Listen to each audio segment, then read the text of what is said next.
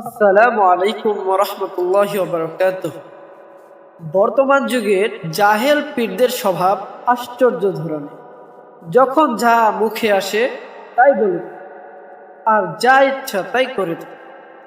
এরূপ এক জাহেল পীরের ঘটনা বর্ণিত আছে। এক মুরিদ তার কাছে একটি স্বপ্নের কথা বর্ণনা করে তার ব্যাখ্যা জানতে চাইল। বলল, হুজুর, গত রাতে আমি একটি স্বপ্ন দেখেছি। আপনার হাতটি একটি মধুর পাত্রে ডুবানো রয়েছে আর আমার হাত একটি পায়খানা ভর্তি পাত্রের মধ্যে ডুবানো আছে। এতটুকু বলা হতে না হতে পীর সাহেব আনন্দের অতিশয্যে বলে উঠল, হবে না? এরূপই তো হবে। তুই যে গুনাহগার, দুনিয়ার কুকুর, তাই তোর হাত নাপাক পাত্রে ডুবানো থাকবে।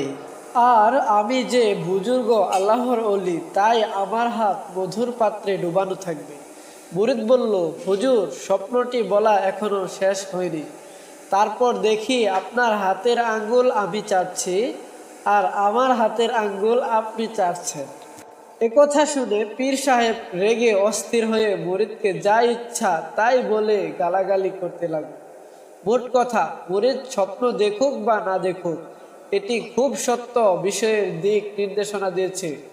কারণ পীর সাহেব মুরিদের সাথে সম্পর্ক করেছিল দুনিয়ার স্বার্থের জন্য, যা পায়খানার সমতুল্য।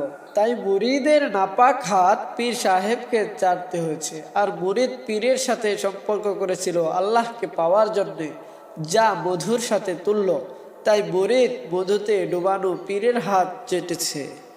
সম্মানিত ইসলাম প্রিয় ভাই, যারা আমরা এতক্ষণ ঘটনাটি ধৈর্য ধরে শুনলাম, আল্লাহ তাআলা আমাদের সবাইকে দ্বীনের পথে রেখে যেন আমরা সঠিক পথে আমল করে এই দুনিয়া থেকে বিদায় নিতে পারি, সেজন্য আল্লাহ তাআলা আমাদের সবাইকে কবুল করে নিন।